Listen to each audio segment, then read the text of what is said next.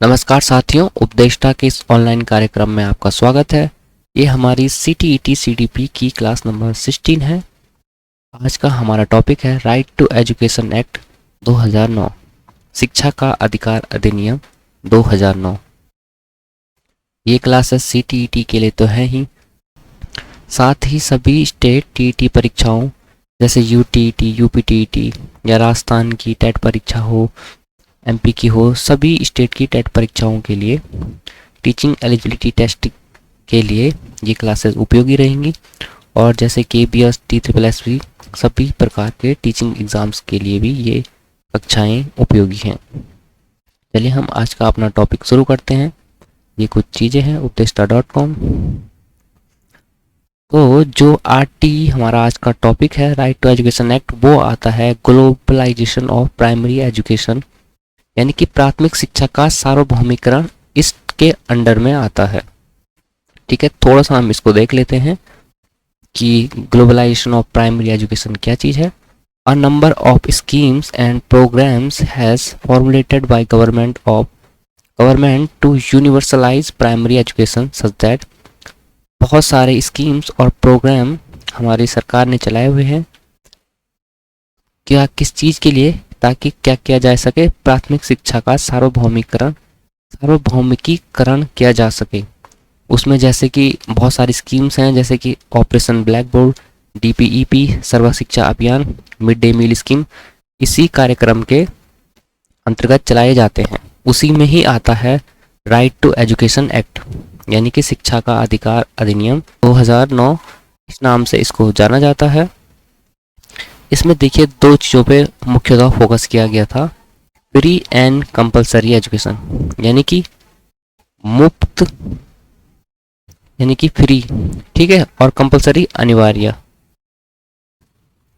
यानी कि फ्री और अनिवार्य शिक्षा दी जाएगी 6 से 14 साल के बालक बालिकाओं के लिए।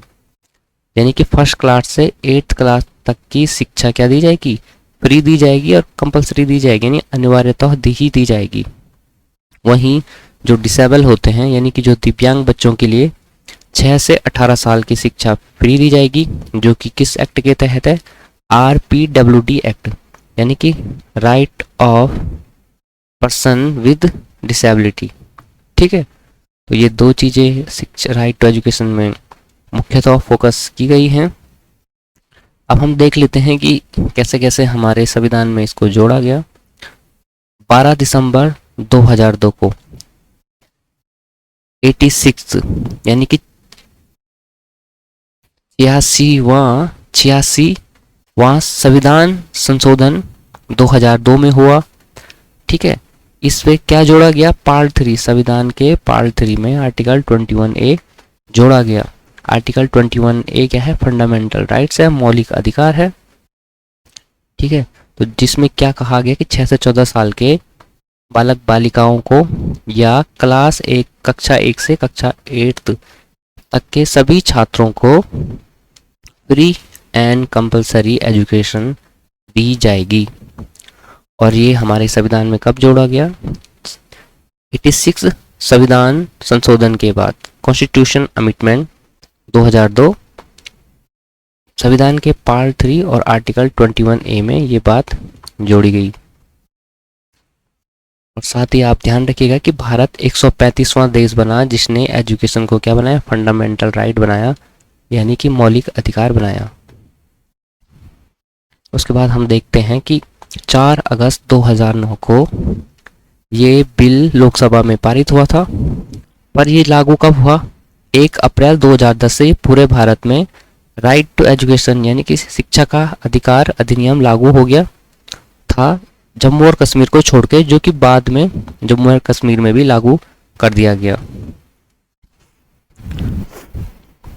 एक और चीज़ है आर्टिकल 45, इसको हम देख लेते हैं।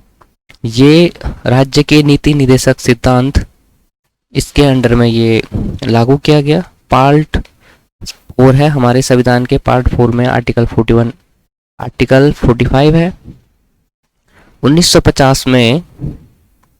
ठीक है, ये आया था। इसमें क्या कहा गया था कि टोटल अध्याय कितने होंगे? टोटल अध्याय यानी कि टोटल चैप्टर 7 चैप्टर दिए गए थे। इनिशियल रूप में इसमें 7 चैप्टर दिए गए थे और स्कीम यानी कि धाराएं कितनी थी, 38 धाराएं इसमें बताई गई। ठीक है, आर्टिकल 45 में, आर्टिकल 45 जो कि 1950 में आया था, इसमें 7 अध्याय थे और 38 धाराएं थी। इसमें क्या कहा गया था कि फ्री एंड कंपल्सरी एजुकेशन। ठीक है, यहाँ पे एक वर्ड और होगा एजुकेशन, तो इसको आप अपने नोट्स में मेंशन कर दीजिएगा। Free and compulsory education for ECCE।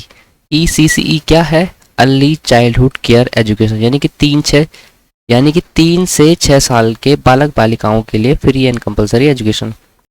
उसके बाद हम आगे बढ़ेंगे, हम देखेंगे 51A, आर्टिकल 51A के। ठीक है, ये संविधान के किस पार्ट में है, तो आर्टिकल 51 के है संविधान के पार्ट 4A में। ठीक है, जो अभी हमने देखा था आर्टिकल 45, ये पार्ट 4 में था, ये पार्ट 4A में है। फंडामेंटल ड्यूटी जोड़ी गई, 11वां मौलिक कर्तव्य जोड़ा गया हमारे संविधान में, जो कि क्या था, 86वें संविधान संशोधन द्वारा, जो कि 2002 में हुआ था, जोड़ा गया एक नया फंडामेंटल ड्यूटी, यानी एक नया मौलिक कर्तव्य जोड़ा गया। और वो मौलिक कर्तव्य क्या था, इंपॉर्टेंट है, ड्यूटी ऑफ पेरेंट्स। ठीक है, पेरेंट्स यानी कि परिजनों की ड्यूटी होगी कि admit the child in elementary school, अपने बच्चे को क्या डाले, एलिमेंट्री स्कूल, प्राइमरी स्कूल में डाले, उनका दाखिला करवाए। ये हमारे पेरेंट्स की क्या है, मौलिक कर्तव्य होगा। पहले 10 मौलिक कर्तव्य थे, उसके बाद 11वां मौलिक कर्तव्य ये जोड़ा गया। ठीक है, उसके बाद हम RT 2009 की कुछ विशेषताएं जान लेते हैं। इसमें मेंशन था कि प्राइमरी स्कूल क्या होगा, बच्चे के घर से 1 किलोमीटर के दायरे में होना चाहिए। अपर प्राइमरी स्कूल यानी कि UPS, अपर प्राइमरी स्कूल, कक्षा 6 से 8 की क्लासेज जिसमें चलती हैं, वो 3 किलोमीटर के दायरे में होना चाहिए।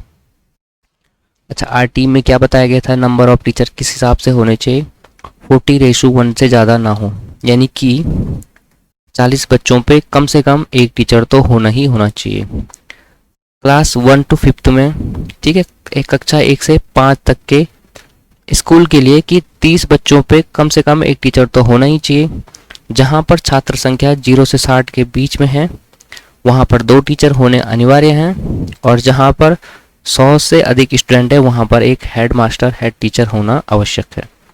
क्लास 6 से 8 में ये रेशो 35:1 होना चाहिए। किसी भी हालत में 35 बच्चों पे कम से कम एक टीचर तो होना ही होना चाहिए। ठीक है, और RT एक्ट में आगे बताया गया नो डिटेंशन पॉलिसी, यानी कि फेल नहीं करेंगे 8th क्लास तक के बच्चों को। ठीक है, फिर इससे क्या होने लगा कि सारे बच्चों को पास करते जा रहे थे, तो आगे बच्चों में जो थे शिक्षा का स्तर घट रहा था, तो इसमें थोड़ा अमिटमेंट यानी कि संशोधन कर RT में अमिटमेंट किया गया 2019 में। और इसमें एक नई चीज़ जोड़ी गई कि 5th and 8th क्लास में, यानी कि 5वीं और 8वीं कक्षा में फेल कर सकते हैं। यदि कोई फेल हो जाता है तो उसे 2 माह में दोबारा से पेपर करवाया जाता है। ठीक है, तो अब प्रावधान 19 में क्या लाया गया कि बच्चों को फेल कर सकते हैं, पर साल भर के लिए उनको फेल नहीं करना है, उनकी फिर से 2 माह बाद परीक्षा लेनी है। ठीक है, तो इस तरह से नए प्रावधान किए गए। अच्छा, मूल्यांकन RT में किस तरह से किया जाएगा, CCE पद्धति में किया जाएगा। CCE पद्धति क्या होती है, continuous and comprehensive evaluation. Continuous का मतलब होता है सतत, यानी कि लगातार साल भर इवैल्यूएशन किया जाएगा। ऐसा नहीं कि साल में एक ही फाइनल पेपर लिया के आधार पर हमने बच्चे का मूल्यांकन किया, नहीं, कॉन्टिन्यूस मूल्यांकन किया जाएगा और कम्प्रिहेंसिव किया जाएगा, यानी कि व्यापक। ऐसा नहीं है कि हम सिर्फ बच्चे के अंकों के आधार पर ही उसका मूल्यांकन कर रहे हैं, उसका रिजल्ट दे रहे हैं। बच्चे का सतत मूल्यांकन किया जाएगा, बच्चे का व्यापक मूल्यांकन किया जाएगा, यानी कि उसकी सारे एक्सपेक्ट को आकलित मूल्यांकित किया जाएगा। इसमें फॉर्मेटिव और समेटिव असेसमेंट की बात आएगी, उसको हम आगे की क्लासेस में पढ़ेंगे। ठीक है, minimum number of working day for teacher के लिए क्या इसमें प्रावधान किया गया था कि जो प्राइमरी स्कूल यानी कक्षा 1 से 5 तक को पढ़ाने वाले जो टीचर होंगे उनको 200 दिन साल में क्या करना है, वर्किंग डेज देने हैं। ठीक है, अपर प्राइमरी स्कूल यूपीएस में 220 डेज टीचरों के लिए आवश्यक हैं और डेली 7.5 घंटे स्कूल में होने चाहिए, जिसमें कि 6 घंटे की टीचिंग और 1.5 घंटे का इवेल्यूएशन यानी मूल्यांकन और लेसन प्लानिंग वाले अदर काम के लिए बांटा गया था।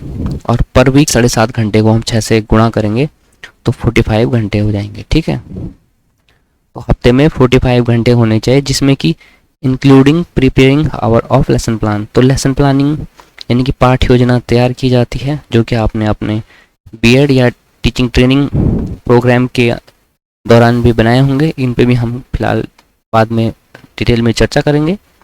तो इसमें जो ये 45 घंटे होंगे हफ्ते के, उसमें लेसन प्लानिंग वाला पार्ट भी इंक्लूड होगा।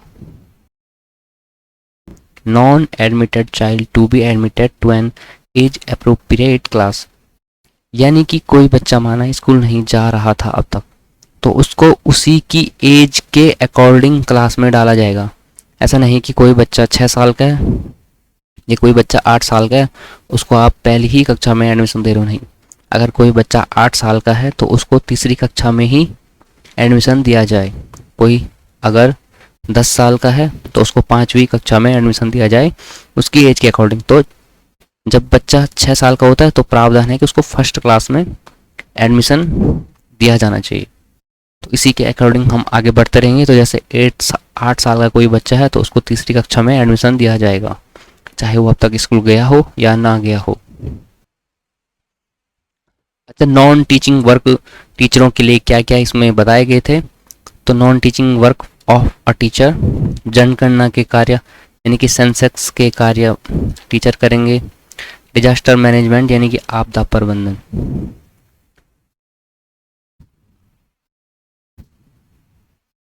तो टीचरों को आपदा प्रबंधन के काम दिए जा सकते हैं। इलेक्शन ड्यूटी यानी कि चुनाव में ड्यूटी टीचरों की लगाई जा सकती है, और इन तीनों काम के अलावा टीचरों को कोई और कार्यों में नहीं लगाया जाएगा। ठीक है, ये प्रावधान किया गया था आरटी 2009 में। ऑल स्कूल्स आर इंक्लूसिव, यानी कि सभी स्कूल क्या होंगे, समावेशी। समावेशी शिक्षा अपने आप में एक बहुत बड़ा इंपॉर्टेंट टॉपिक है। इसकी पूरी 2 क्लासेस बाद में आपको दी जाएंगी। तो ठीक है, सभी स्कूल क्या होने चाहिए, समावेशी होने चाहिए। समावेशी स्कूल क्या होते हैं, जिनमें सभी प्रकार के बच्चे आपस में साथ पढ़ सकते हैं। ये अपने आप में एक बहुत बड़ा टॉपिक है। इसके आगे हम क्लासेस पढ़ेंगे, इसमें हम ये चीज़ें देखेंगे कि एक एकीकृत स्कूल होता है यानी कि इंटीग्रेटेड स्कूल, एक होता है इंक्लूसिव स्कूल। इन दोनों में क्या अंतर होता है, यानी एकीकृत स्कूल और समावेशी शिक्षा या समावेशी स्कूल में क्या अंतर होता है, इन चीज़ों को हम बाद के टॉपिक में देखेंगे। अभी हम अपने टॉपिक पर आते हैं, राइट टू एजुकेशन पे। EWS यानी इकोनॉमिक वीकर सेक्शन वर्ग के बच्चों को 25% रिजर्वेशन दिया जाएगा प्राइवेट स्कूल में। नो डोनेशन कैप्टिवेशन फीस अलाउड, यानी कि डोनेशन के रूप में जो प्राइवेट स्कूलों में बच्चों से हजारों लाखों फीस ली जाती है वो नहीं ली जाएगी। ठीक है, अगर कोई ऐसा करता हुआ पाया गया, ठीक है, तो फर्स्ट टाइम उस पर 25,000 रुपये का फाइन लगेगा, सेकेंड टाइम पाए जाने पे 50,000 रुपये का फाइन, तीसरी बार पाए जाने पर 10,000 रुपये का जुर्माना। ठीक है, ये प्रावधान किए गए थे आरटी एक्ट 2009 में। इसकी कुछ विशेषताएं हम देख लेते हैं कि बच्चों को डर मुक्त, भय मुक्त, दबाव मुक्त शिक्षा देनी है। बच्चों को एक लोकतांत्रिक तरीके से खुले वातावरण में, खुश मन से, खुशी वातावरण में बच्चों को शिक्षा दी जानी चाहिए। इट्स प्रोहिबिटेड, ये क्या करता है, प्रतिबंधित करता है। क्या क्या चीज़ें ये प्रतिबंधित करता है आरटी एक्ट 2009। इसने बताया कि फिजिकल पनिशमेंट नहीं दी जाएगी। ठीक है, बच्चों को किसी भी प्रकार के लाठी थप्पड़ नहीं मारा जाएगा, मेंटल हरासमेंट नहीं किया जाएगा, उनको आंखें दिखाकर बड़ी बड़ी इस तरह से नहीं डराया जाएगा। Screening procedure for admission of children नहीं किया जाएगा। जैसे आपने काफ़ी सारे प्राइवेट स्कूल में भी देखा होगा कि बच्चों को एडमिशन के लिए टेस्ट लिए जाते हैं और उस हिसाब से उनको एडमिशन दिया जाता है स्कूल में। तो ये सारी चीज़ें बंद कर दी गई। प्राइवेट ट्यूशन बाय टीचर नहीं दिए जाएंगे, सरकारी टीचर द्वारा ट्यूशन नहीं दिया जाएगा। Running of school without recognition, ये भी नहीं किया जाएगा। यानी कि किसी बोर्ड से, ठीक है, मान्यता प्राप्त स्कूल ही चलाए जा सकते हैं। ऐसे गली मोहल्ले में अपनी मर्जी से स्कूल नहीं खोले जा सकते हैं। किसी भी प्रकार की शिकायत के लिए एक आयोग बनाया गया, NCPCR, यानी कि national commission for protection of childrens rights. तो बच्चों के अधिकारों की सुरक्षा के लिए एक नेशनल कमीशन बनाया गया, NCPCR, जहां पे आप इन सब चीज़ों की कमी अगर कहीं पाई जाती है उसकी शिकायत कर सकते हैं। आरटी में बताया गया कि सेंटर 65% फंड देगा और स्टेट 35%। तो यानी कि शिक्षा पे 65%, यानी कि 100 रुपये अगर शिक्षा के लिए दिए जाते हैं तो 65 रुपये सेंटर द्वारा दिए जाएंगे और 35 रुपये स्टेट द्वारा दिए जाएंगे। ठीक है, आगे हम इसमें SMC के बारे में देख लेते हैं। स्कूल मैनेजमेंट कमेटी, विद्यालय प्रबंधन समिति बनाई जाएगी जिसमें कि टोटल 16 मेंबर्स होंगे। 12 मेंबर्स उसमें से पेरेंट्स होने चाहिए, यानी कि अभिभावक होने चाहिए, यानी कि 75% तो होंगे अभिभावक। और उन 75% में से भी, यानी कि इन 12 में से भी 50%, यानी कि 6 तो महिलाएं ही होनी चाहिए। 2 टीचर आ जाएंगे उसमें, ठीक है, एक प्रिंसिपल हो गए और एक रिप्रेजेंटेटिव यानी कि प्रतिनिधि, यानी कि जैसे कि प्रधान वगैरह वो होंगे। तो 12, 13, 14, एक 15 और एक 16, टोटल संख्या हो गई 16। ठीक है, तो आज हमने RT एक्ट को देखा, RT एक्ट 2009 को देखा। हमने इसको स्पेसिफिक पढ़ा टीचिंग एग्जाम्स की तैयारी करने वाले छात्रों के लिए और हमारी CTET परीक्षा के हिसाब से। तो हमने इसमें ज़रूरी बातें की, और भी चीज़ें इसमें हैं। हमने इसको CTET एग्ज़ाम्स के हिसाब से पढ़ा है। जो भी चीज़ CTET के लिए ज़रूरी हैं वो सारी चीज़ें हमने इसमें मेंशन कर दी हैं। एक बार हम इसका रिवीजन कर लेते हैं। तो हमने देखा कि ग्लोबलाइजेशन ऑफ प्राइमरी एजुकेशन ये एक अलग टॉपिक है, इसको हम पढ़ेंगे बाद में। CTET के लिए ये उतना उपयोगी है नहीं। ठीक है, तो इसी प्राथमिक शिक्षा के सार्वभौमिकरण के अंतर्गत आता है शिक्षा का अधिकार अधिनियम 2009, जिसमें कि फ्री एंड कंपलसरी एजुकेशन दी जाने की बात कही गई 6 से 14 साल के बालकों के लिए, बालिकाओं के लिए, यानी कि 1st क्लास से 8th क्लास के बालक बालिकाओं को सारी शिक्षा सरकार द्वारा फ्री और कंपलसरी, यानी कि फ्री में और अनिवार्यता दी जाएगी। वहीं डिसेबल बच्चों यानी दिव्यांग बच्चों के लिए 6 से 18 साल की शिक्षा फ्री और कंपलसरी दी जाएगी RPWD एक्ट, यानी कि right of person with disability act के अंतर्गत। 12 दिसंबर 2002 को 86वां संविधान संशोधन कॉन्स्टिट्यूशन अमेंडमेंट हुआ था। इसके पार्ट 3 और आर्टिकल 21A में जोड़ा गया फंडामेंटल राइट्स। क्या राइट? Right to education. इसमें कहा गया कि 6 से 14 या क्लास 1 से 8 तक के बच्चों को फ्री और कंपलसरी एजुकेशन दी जाएगी। भारत 135वां नंबर का देश बना जिसने एजुकेशन को फंडामेंटल राइट्स यानी कि मौलिक अधिकार बनाया। 4 अगस्त 2009 को RT एक्ट लोकसभा में पारित हुआ और 1 अप्रैल 2010 से पूरे भारत में लागू हुआ, जम्मू एंड कश्मीर को छोड़कर। बाद में जम्मू एंड कश्मीर में भी ये लागू हो गया।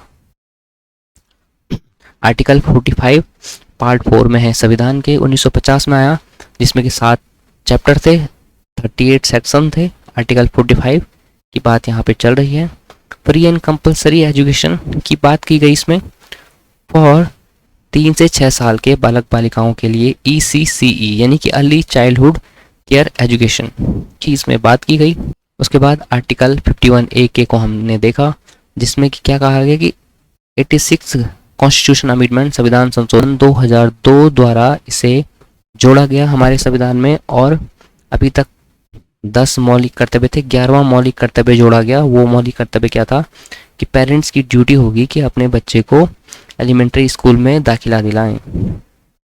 शिक्षा का अधिकार अधिनियम के अंतर्गत बताया गया कि बच्चे के घर से 1 किलोमीटर के दायरे में प्राइमरी स्कूल होना चाहिए, 3 से 3 किलोमीटर के दायरे में अपर प्राइमरी स्कूल होना अनिवार्य है। नंबर ऑफ टीचर किसी भी हालत में 40 बच्चों पे एक टीचर से कम नहीं होना चाहिए। 1 से 5 तक की क्लासेस में पढ़ने वाले बच्चों के लिए 30:1 यानी कि 30 बालक बालिकाओं पे एक टीचर होना अनिवार्य है। 0 से 60 स्टूडेंट जिस विद्यालय में होंगे, जिस प्राइमरी विद्यालय में होंगे, वहाँ पर 2 टीचर होना अनिवार्य है। कक्षा 6 से 8 तक वाले विद्यालय यानी कि यूपीएस अपर प्राइमरी स्कूल्स में 35 बच्चों पे कम से कम एक टीचर तो होना ही चाहिए। आरटी एक्ट में नो डिटेंशन पॉलिसी की बात की गई, यानी कि फेल नहीं करेंगे कक्षा 8 तक। बाद में आरटीई में अमिटमेंट यानी कि संशोधन कर 2019 में नई चीज जोड़ी गई, वो थी कि 5वीं और 8वीं क्लास में यदि कोई फेल हो जाए तो उसको 2 माह के अंदर दोबारा से पेपर करा के पास की जाने का प्रावधान था। बच्चों का मूल्यांकन सीसी यानी कि कॉन्टिन्यूस एंड कॉम्प्रिहेंसिव इवैल्यूएशन के पद्धति से किया जाएगा। टीचरों के लिए, प्राइमरी टीचरों के लिए 200 डेज फिक्स किए गए, ठीक है, और अपर प्राइमरी टीचरों के लिए कम से कम 220 वर्किंग डेज होने चाहिए। डेली 7.5 घंटे स्कूल में, जिसमें से 6 घंटे पढ़ाने हैं और 1.5 घंटा मूल्यांकन और लेसन प्लान के लिए दिए जाने चाहिए। इसी 7.5 घंटे को हम हफ्ते में संडे को हटाकर यानी कि 6 दिन से गुणा करेंगे तो 45 आवर्स होते हैं। इन 45 आवर्स में टीचिंग और लेसन प्लानिंग की प्रक्रिया इवैल्यूएशन को भी इंक्लूड किया जाएगा। Admitted child to be admitted to an age appropriate class, यानी कि कोई बच्चा यदि अब तक स्कूल नहीं जा रहा था तो उसको उसकी एज के अकॉर्डिंग ही क्लास में एडमिशन दिया जाएगा, ठीक है। 6 साल के बच्चे को फर्स्ट में एडमिशन दिया जाने का प्रावधान है। उसी अकॉर्डिंग अब कोई 8 साल का है तो उसे कक्षा 3 में ही एडमिशन दिया जाएगा। ऐसा नहीं है कि अब तक कोई स्कूल नहीं गया तो उसको फर्स्ट में एडमिशन दिया जाएगा और दोबारा से उसकी क्लासेस शुरू करवाई जाएंगी, नहीं, ऐसा नहीं। उसको उसकी एज के अकॉर्डिंग ही कक्षा में डाला जाएगा। अगर कोई 10 साल का है तो उसको कक्षा 5 में ही एडमिशन किया जाएगा। Non teaching work of teacher के लिए डिसाइड किए गए थे कि टीचर को जनगणना, डिजास्टर मैनेजमेंट यानी आपदा प्रबंधन और चुनाव ड्यूटी के अलावा किसी भी और प्रकार के अन्य कामों में नहीं लगाया जाएगा। ये आरटी एक्ट 2009 में कहा गया। ऑल स्कूल्स आर इंक्लूसिव, सभी स्कूल समावेशी होने चाहिए। ईडब्ल्यूएस वर्ग के बच्चों को 25% रिजर्वेशन दिया जाएगा इन प्राइवेट स्कूल। नो डोनेशन, किसी प्रकार की डोनेशन फीस नहीं ली जाएगी। यदि फीस ली किसी विद्यालय ने तो फर्स्ट टाइम कंप्लेन होने पर उसे 25,000 रुपये का जुर्माना, अगली बार 50,000 और इसके बाद हर बार 50,000 रुपये का जुर्माना उस पर लगाया जाएगा। आरटी एक्ट में कहा गया कि डर मुक्त, भय मुक्त और दबाव मुक्त शिक्षा दी जानी चाहिए। आरटी एक्ट प्रतिबंधित करता है किसी भी प्रकार के फिजिकल पनिशमेंट को, मेंटल हैरेसमेंट को। Screening procedure for admission to children, इसको यानी कि प्राइवेट स्कूलों में जिस तरह से बच्चों को एडमिशन से पहले टेस्ट लिया जाता था, उन सब चीज़ों को ये प्रतिबंधित करता है। गवर्नमेंट टीचर प्राइवेट ट्यूशन नहीं पढ़ा सकते हैं। Running of school without recognisation, कोई अपनी मर्जी से किसी भी गली मोहल्ले में स्कूल नहीं खोल सकता। उसके लिए प्रॉपर प्रोसीजर को फॉलो करके ही, बोर्ड से मान्यता प्राप्त कर ही स्कूल खोला जा सकता है। किसी भी प्रकार की शिकायत के लिए एनसीपीसीआर यानी कि national commission for protection of children rights बनाया गया। आरटी एक्ट में कहा गया कि शिक्षा के लिए 65% फंड सेंट्रल गवर्नमेंट देगी और 35% खर्चा स्टेट गवर्नमेंट करेगी। एसएमसी के बारे में इसमें बताया गया, स्कूल मैनेजमेंट कमेटी यानी कि विद्यालय प्रबंधन समिति, जिसमें कि 16 सदस्य होने चाहिए, 12 सदस्य अभिभावक होने चाहिए, ठीक है। ये 75% हो गया 16 के, और इन 12 में से 50% होनी चाहिए महिलाएं, यानी कि 6 तो कम से कम महिलाएं होनी चाहिए। 2 टीचर होनी चाहिए, एक प्रिंसिपल और एक जनप्रतिनिधि को लिया जाना चाहिए, ठीक है। तो आज की क्लास के लिए इतना ही। हम मिलते हैं अगली क्लासेस में। आगे की क्लासेस काफ़ी महत्वपूर्ण होने वाली है। सीटीटी एग्ज़ाम भी आपका पास ही आने वाला है, तो हम अब अच्छे अच्छे टॉपिक्स को लेंगे, बड़ी बड़ी क्लासेस करेंगे आपके लिए। लगातार हम यूं ही प्रयास करते रहेंगे। तो चलिए मिलते हैं अगली क्लास में। बहुत बहुत धन्यवाद। जय हिंद, जय भारत।